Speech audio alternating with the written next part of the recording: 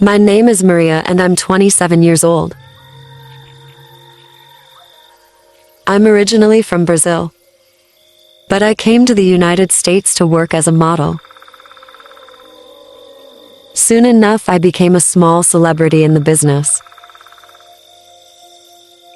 I appeared on some magazines, was featured in videos, and my online popularity was increasing. My pages on social media like Instagram and, of course, my YouTube channel were getting more and more attention. Then I found out about OnlyFans. I created my page and things started to head north. Financially, I ended up developing an interesting and healthy relationship with a young man named Jason. He was 24 years old, and being a talented computer programmer, despite his age, had already established a solid and successful career. He was also good-looking, and I was getting genuine pleasure from our conversations. Models also have feelings, of course, so after 1 year of online chatting, he finally decided to invite me on a date, and I accepted. I already had several other faithful followers, whose money was equally as good, so I took the risk. When you mix business with pleasure, chances are the first one is probably going to end. We went out for dinner, a nice Vietnamese restaurant, and I had a great time. Jason seemed genuinely interested in what I had to say. I'm far from being a shallow and ignorant person. We shared our ideas about the world, our taste in music and literature. So I'm very happy that you accepted my invitation.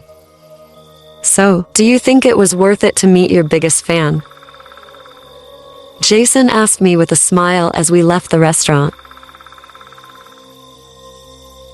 Yes, I would say so. And believe if you want. But you are the first fan and follower that I ever met. On a personal level, I guess my sixth sense told me to go for it. Life is short, as they say, and sometimes you have to take chances.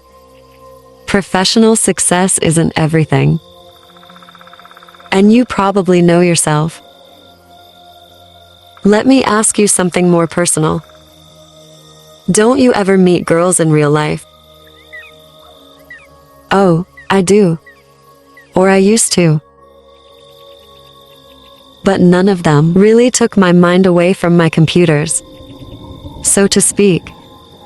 I think I had more fun playing video games. Some of them designed by me. But it's not the same with you, Maria. With you, it's different actually. I think I'm feeling something real, rather than a casual game. I hope we can go out again. Jason replied. I would like that. Goodbye, Jason. And thank you for a wonderful evening, I said, as we departed with a hug, before heading to our respective cars. As weeks passed by, Jason and I kept meeting at each other's places and events. We went to the movies, to a rock concert, planned a visit to a natural park, and Jason even took me to his workplace. A big building filled with cabins of computers. Of course, he introduced me to some of his friends and colleagues, and I like them, very down-to-earth and pleasant people, including a chubby goth girl, all tattooed, dressed in black obviously, and with short purple hair. Maria, me Jessica. A true genius. Addicted to cheeseburgers and programming as well. Jason said. Eventually, and with no surprises, Jason became my boyfriend. He took me to his house, which was a huge mansion. An exclusive neighborhood. The house was part of the big property, in which there was a swimming pool, and even a tennis court. Inside, things were no less impressive. The gaming room was Jason's favorite place. But it wasn't just for video games. There was a roulette, a slot machine, a real pinball machine, a pool table, and even a giant chess game. Jason lived alone, but he had hired a staff that worked on his house, from the early morning to 9 p.m. I don't know what to say, Jason. I must warn you. My place isn't as spectacular as yours. I said. Oh, I bet I'm going to love it. Jason answered. I can only hope you get to know more about me. Because I decorated it myself. It's a small, but cozy apartment now in a decent building. Looks don't pay as much as brains. I answered, and we both laughed. I couldn't be happier. I promised Jason that I would cook dinner for him, in my place. He was going to spend the whole weekend with me there. Maria, I was right. I do love your place. It's nice and cozy. What are these artifacts that you use as decorations? That are so exotic. It's African art. I'm glad you like them. And the paintings as well. Wonderful landscapes. Who made them? Actually, I did. I replied, blushing. You didn't mention that you painted. You full of surprises, Maria. I wanted to hear your opinion. Fair enough, fair enough. After eating dinner, in which I served a simple Brazilian dish, composed of black beans, meat, and broccoli, we watched a couple of movies on the couch. And then we went to bed. The next morning, Jason woke me up. He had a strange look on his face. He appeared to be scared and confused. Maria, what is this? I found these old pictures, and also an ID card in your drawer. It's you. I can tell. But at the same time, it's not you. Oh, my God. Why didn't you tell me, Maria? Or should I call you Mario? I felt my heart racing as I heard the words that Jason said. He found out my secret. I was born a male, but I went through the necessary and complicated procedures in order to change my gender. Jason, you're an intelligent and open-minded man. For sure, you understand. I always felt like a girl. A woman. And I became one when I was 20. Please accept it. Accept me. I said to Jason, getting off the bed, trying to hug him. His reaction was hostile. Don't touch me, freak. I'm disgusted. You disgust me. I disgust myself. I can't believe I had sex with you. I thought I loved you. I'm getting out of here. Wait till everyone knows about this. Jason shouted. My survival instinct kicked in. I couldn't let anyone find out the truth of my past, both for personal and professional reasons. My life would be ruined. Fortunately, I grew up in a tough neighborhood in Brazil, and I knew how to defend myself and how to attack. Some habits die hard, and my reptilian brain always tells me that I should be prepared, even when I trust people that I invite to my home. When Jason turned his back on me, he made a basic street mistake. Apparently, Jason didn't search for the drawer in which I had a loaded gun in my bedroom. In just a few seconds, I grabbed the gun, covered it with my pillow, using it as a silencer, and shot Jason in his back. He fell on his stomach. I went to him and held his head so he could face me. During the last moment, I'm sorry, Jason. I wish you had made a different choice. I guess you weren't who I thought you were either, I said to him, as I kissed his lips right before death took him away.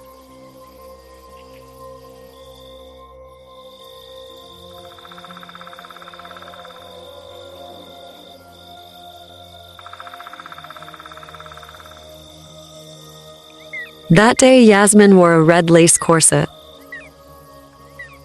with the tiniest skirt I'd ever seen, and red lace knee-high socks to match.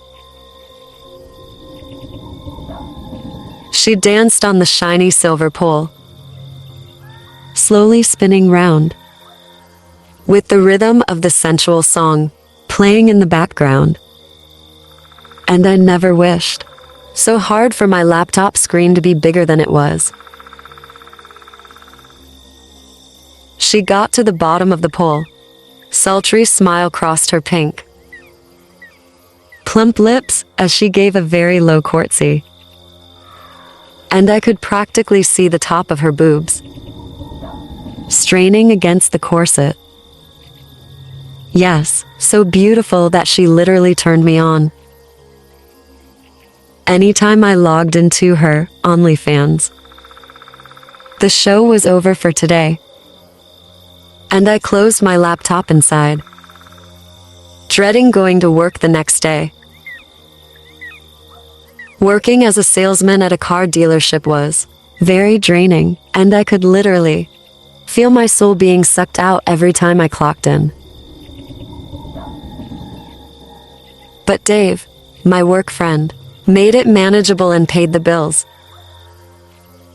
Kept the lights on. That was all that mattered. Besides, I had Yasmin to keep me company. 1 week later, I slammed the door to my apartment and slid the bolt in the lock. Work had been particularly brutal that week. Who knew? Trying to sell an Audi to a guy who could probably afford 10 of them without batting an eyelid would be so stressful.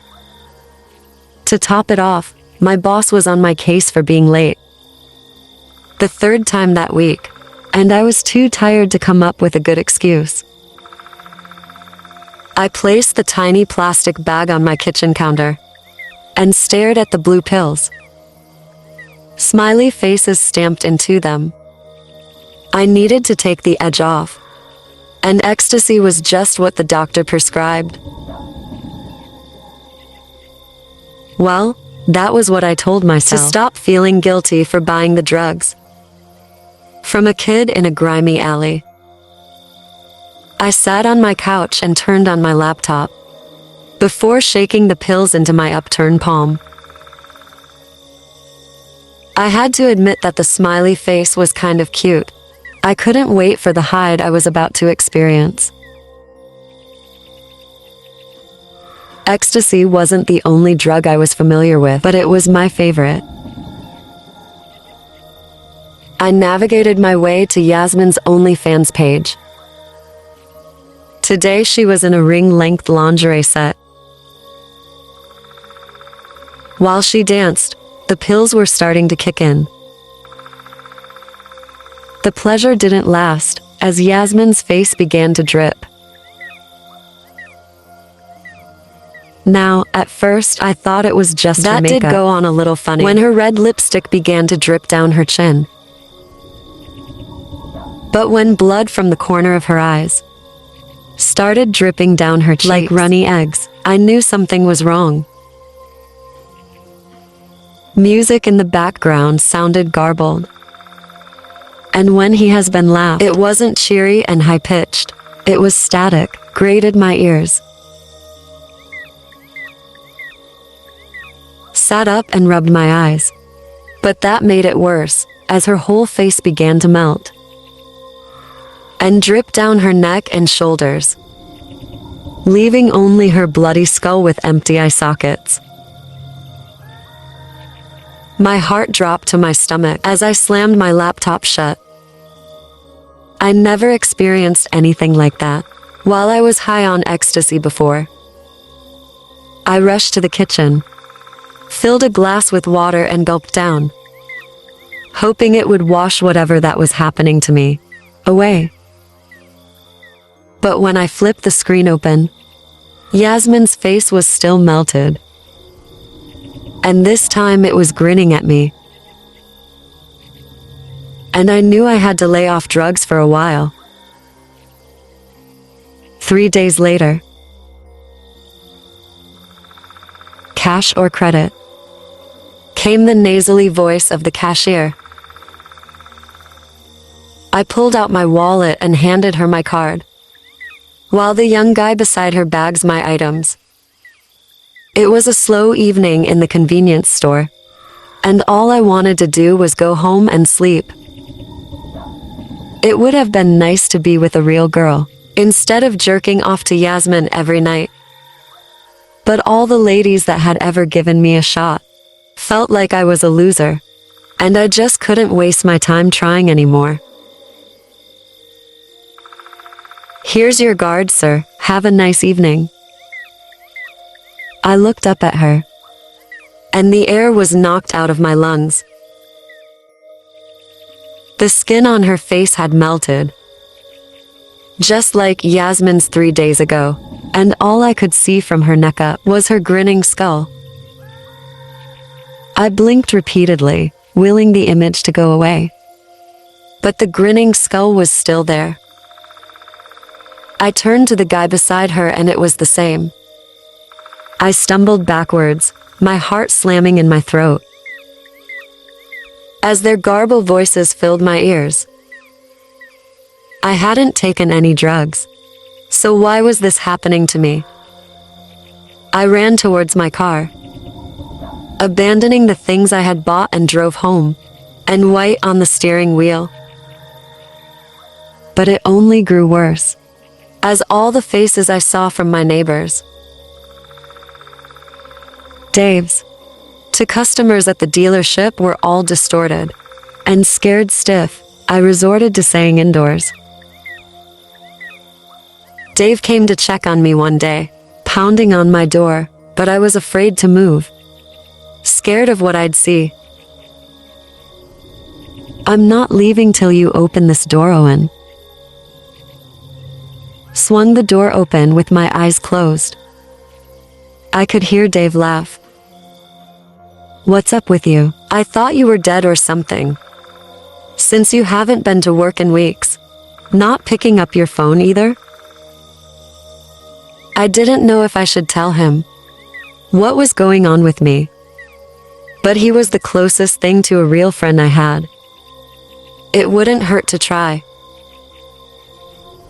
"I have been seeing things, Dave," I said, my voice shaking. "What kind of things?" As if one cue, his face slowly distorted, dripping down, revealing a slimy skull that left me shocked. "It's happening again," I whispered, trying to calm my nerves, scattered all over my small living room. I explained everything that was happening to me, and Dave suggested I see a doctor, though I wasn't too keen on the idea. I was worried he was going to just assume it was drugs, even though I hadn't touched any in weeks. But after careful consideration, I decided to give it a shot. A few months later, I looked, the tiny white pill in my hand inside. It wasn't ecstasy or anything fun, but was prescribed by the doctor, who diagnosed me with schizophrenia after a few months of carrying out tests.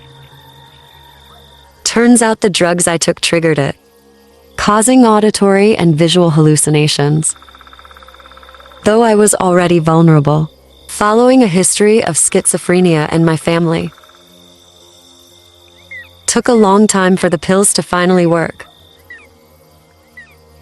before I was able to go back to being a functional human being, returning to work and seeing Yasmin's gorgeous body again, swinging around the pole.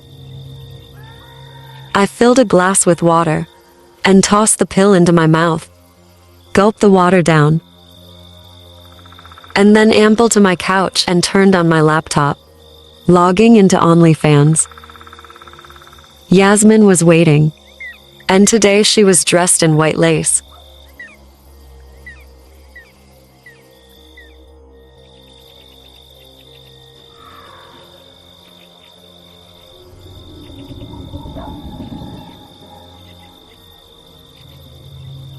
The screen of my laptop blurred.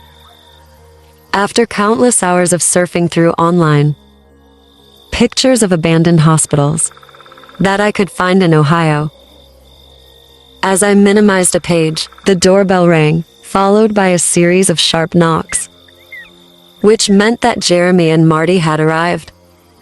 I flew down the stairs and opened the door to see their critic faces. "It's about time," I said, as they pushed themselves in. "Did you get the stuff that's all in here, man?" Jeremy replied. "Emmett, you're still driving tonight, right?" Already asked. "Yeah." "Found a place yet?" they asked together. I nodded and told them about St. Joseph Riverside Hospital, which it's had abandoned for over 25 years. Summer vacation was almost over, and we wanted to do something epic. And exploring an abandoned hospital with creepy things to find, like fetuses floating in jars, was at the top of our list. Though it was my idea, I didn't want to tell them that.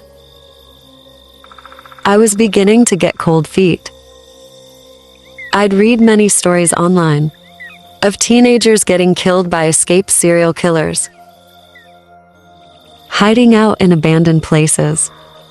And it was like we were just getting ourselves set up to be killed.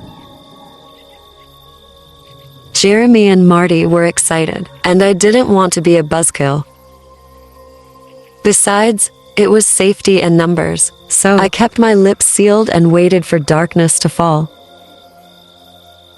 The hospital loomed in front of us, and in the eerie gleam provided by a sliver of moonlight, it looked like a hulking beast that was fast asleep. For a moment, I thought I saw the building move like it was breathing. But when I blinked, it was still. A chain fence surrounded the building. We had to use a pair of bolt cutters before we could get through. Loose gravel crunched under our feet as we swung, our flashlights around the creepy property, slowly approaching the board of the door. Jeremy was the strongest amongst us. It didn't take long for him to break through the boards, making a hole big enough for us to crawl through. We were trespassing, but the nervous excitement that suddenly engulfed me was worth it. The air inside was stale, cool, and the white paint was peeling from the walls. All the tiles were covered in grime, and other stains I couldn't make out. And a rotting wooden chair sat in the corner. Jeremy suggested we split up and explore, but Marty didn't like the idea, and I had to agree with him on that. This wasn't an episode of Scooby-Doo. Together we walked down the empty hall, our footsteps echoing around us as we explore the dark rooms. To our disappointment, most of them have been scrubbed clean, with nothing but a few sheets of paper, some iron beds, and old black coats. On the second floor, we found a room that seemed to be some kind of storage room. And while Jeremy and Marty busy themselves with looking at the bottles of old pills and rusted stethoscopes, I noticed the section had been covered with strips of plastic, flaps hanging from a beam. I pushed through the flaps and steps into a second room, and I immediately knew that something was wrong. On a table in the middle of the room were all kinds of surgical tools, with red and white boxes, and a leather apron hung on one of the walls, near another door. Slowly, I approached the table and opened one of the boxes, recoiling in horror at what was inside. A fresh human heart lying on a pile of ice. With my heart pounding in my ears, I struggled to make sense of what I was seeing, and called the others, and we stared at the heart. "I think it's to be donated," Marty said. "Then why is it here?" I asked him. He shrugged and pointed at the other door. "What's in there?" I didn't answer. And when we opened it, the heart in the box was the least of our worries. Mutilated bodies lay on metal tables, and we went closer. We saw that they were all missing organs.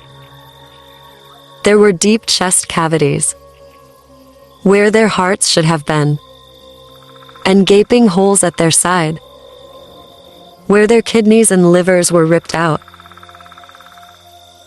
We didn't find fetuses in jars, but this was way worse. "This must be some kind of illegal organ harvesting operation.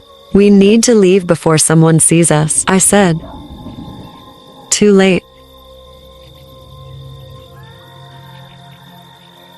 A chill ran down my spine, making my toes curl inwards.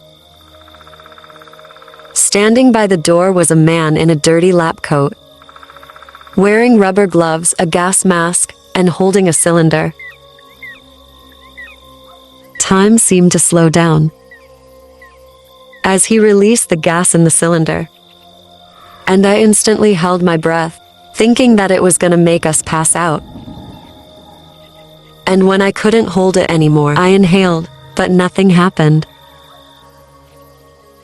With adrenaline coursing through our veins, we pushed past the man and ran down the hall. And I thought that we had escaped too easily. I began to feel disoriented, and I slowed down, trying to breathe. And when I looked up, Marty and Jeremy were gone. And through my peripheral vision, I saw a figure to get a closer look and stumble back.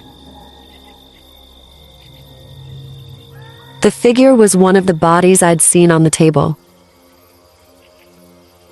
with gaping, bleeding holes in his body. I turned on my heels and ran. But when I look back, the figure was right behind me. I whipped my head forward, and another mutilated body stood before me. I expected to crash into it, but nothing happened. The gas had done something to my brain, making me see things, and I needed to get out as soon as possible. I called out for Marty and Jeremy, but there was no response. I saw paint dripping off the walls in slow motion, and it made me nauseous. But I steeled my resolve and tried to find the exit. Ignoring the mutilated bodies popping into my line of sight, I ran down the hallway and raced down the flight of stairs. Before I could make it towards the front door, I was knocked down. And when I looked up, the man in the gas mask stared at me. You leaned forward, raising the cylinder in the air. And I brought my knee up to his crotch. With a heavy groan, he killed over the cylinder falling from his hands. I stood up and quickly reached for the cylinder and hit his head, knocking him unconscious. Still disoriented, I crawled through the hole and ran towards the parked car, across the street where Jeremy and Marty, who had managed to escape, waited. Jeremy drove away at the speed of light, while Marty called the cops and left an anonymous tip. We all agreed never to do anything like that again. Risking our lives wasn't worth having an epic adventure. On the news the next day, there was a report of the gas mask command's arrest. An exposure of the organ harvest operation.